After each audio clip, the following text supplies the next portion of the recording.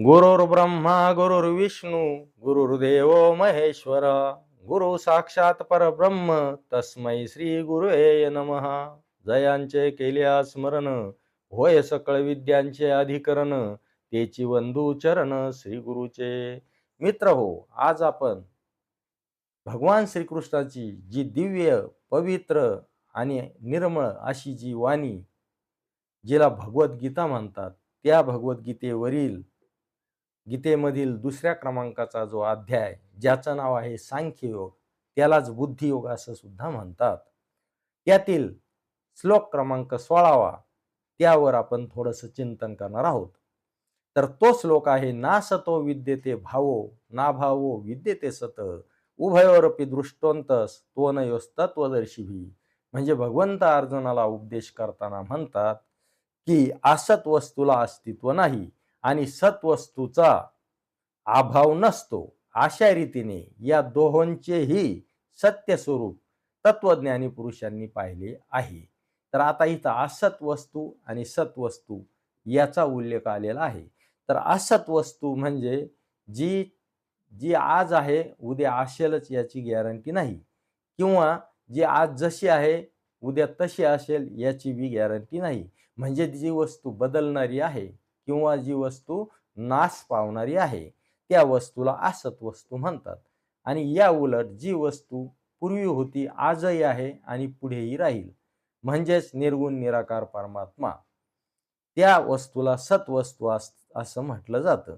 तर अशा रीतीने या दोहोंचेही सत्य स्वरूप म्हणजे सार काय आणि आसार काय, म्हणजे परमेश्वर कोणत्या ठिकाणी अधिष्ठान आहे हे ओळखणं, याला म्हणतात सत्य स्वरूप जाणणं. आणि हे सत्य स्वरूप तत्वज्ञानी पुरुषांनी पाहिलं आहे, म्हणजे त्यांनी ते जाणलं आहे, त्यांनी ते समजून घेतलेलं आहे किंवा त्याचा अनुभव घेतलेला आहे. तर प्रत्येक वस्तूमध्ये परमात्म्याचे 3 गुण आणि मायेचे 2 गुण असतात. तर मायेचे 2 गुण म्हणजे नाम आणि रूप. तर नाम म्हणजे त्या वस्तूचं नाव आणि रूप म्हणजे त्या वस्तूचा आकार, एक विशिष्ट प्रकारचा आकार. तर त्या 2 गुणाला, ते जे 2 गुण आहेत ते आहे मायेचे. त्यानंतर 3 गुण आहेत ते परमात्म्याचे. त्याच्यामध्ये आस्ती, भाती आणि प्रियत्व. तर आस्ती म्हणजे आहेपणा, जिवंतपणा. म्हणजे प्रत्येक ठिकाणी जिवंतपणा हा अधिष्ठान रूपाना असतो, म्हणून त्या जिवंतपणाच्या अधिष्ठानावर माया कार्य करत असते. वास्तविक माया जिवंत नाही, म्हणजे जगातली कोणती वस्तू जिवंत नाही, फक्त परमात्मा जिवंत हा त्या वस्तूला अधिष्ठान असल्यामुळे ती वस्तू कार्यामध्ये कार्य करत असते, म्हणून ती आपल्याला जिवंत वाटत असते. म्हणजे अशी कोणतीही वस्तू जगामध्ये जिवंत नाही. म्हणजे कोणतीही वस्तू आस्तीमध्ये येत नाही. आस्तीमध्ये फक्तच परमात्मा असतो आणि त्या परमात्म्याच्या जोरावर ही माया सर्व काही कार्य करत असते.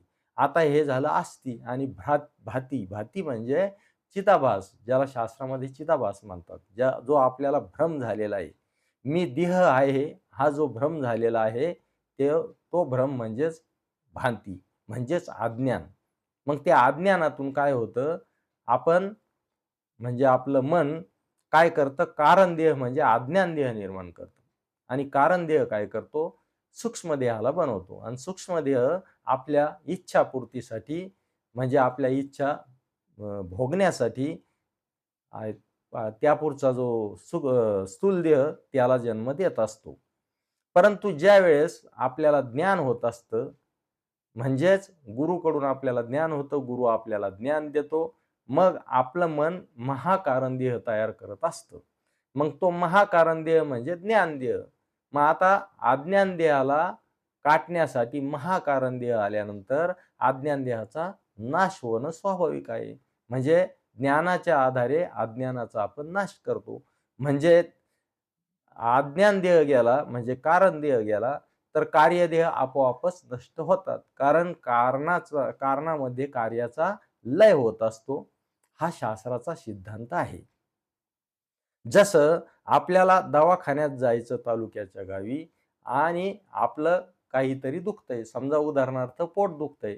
आता पोट दुखायचं जर बंद झालं, तर आपण जाण्याचं सुद्धा कारण राहिलेलं नाही. म्हणजे कारण संपलं. कारण संपलं का जाण्याचं कार्य संपलं. तसं कारण देह संपला, की पुढचे 2 देह आपोआपच नष्ट होतात. तर असं जे काय आहे, सत्य काय आणि असत्य काय हे ज्यांनी जाणलं, अशा पुरुषाला भगवंत इथं तत्वज्ञानी पुरुष म्हणून त्याचा उल्लेख करतात. आता तत्वज्ञान म्हणजे नेमकं काय? तर तत्वज्ञान म्हणजे संपूर्ण अनेक प्राण्यांचे, अनेक जीवांचे, अनेक प्रकारचे शरीर जरी वेगवेगळे असले, तरी पण किंवा अनेक असले तरी पण त्यामध्ये एकच आत्मा वास करतो. हे ज्ञान झालं किंवा ह्या ज्ञानाचा अनुभव घेतला, त्याला तत्वज्ञानी म्हणतात. उदाहरणार्थ, मातीचे अनेक प्राणी बनवलेले आहेत. त्यामध्ये वाघ आहे, कुत्रा आहे, हत्ती आहे, सिंह आहे, साप आहे. असे अनेक प्राणी पाहिल्यानंतर अज्ञानी माणसामध्ये अनेक प्रकारचे भाव उत्पन्न होतात. कारण त्यामुळे वेगवेगळे भाव आल्यामुळे त्याची दृष्टी विषम झालेली असते. परंतु ज्ञानी मनुष्य त्या वस्तू न पाहता त्या सगळ्या वस्तू नसून त्याच्यामध्ये एकच माती तत्व आहे. म्हणजे माती सोडून फक्त आकाराने त्या वेगळ्या वाटतात, परंतु माती सोडून दुसरी काही वस्तू त्यात नाही. असं जो पाहतो, मग आता त्याला सगळ्या वस्तूमध्ये एकच माती दिसल्यामुळं त्याचा एकच प्रकारचा भाव निर्माण होईल, म्हणजे त्याची दृष्टी सम राहील. मग अशी दृष्टी भगवंताची म्हणजे निर्गुण निराकार परमात्म्याची सम असल्यामुळं दोघांची दृष्टी सम झाल्यानंतर दोघांचं मिलन होऊ शकतं. म्हणजेच थोडक्यात भक्ताला आपल्यामध्ये पूर्णपणे भगवंताचे सर्व गुण उत्पन्न करावे लागतात, निर्माण करावे लागतात, तेव्हा भगवंत आणि भक्त यांचं मिलन होत असतं. मग असं ज्याला कळलं किंवा असं ज्यानं जाणलं, त्याला इथं भगवंत तत्वज्ञानी पुरुष म्हणतात. तर अशा प्रकारे आपण या श्लोकाचा थोडक्यात अर्थ बघितला. आता आपण आपल्या सेवेला पूर्णविराम देऊ. गोपाल कृष्ण भगवान की जय.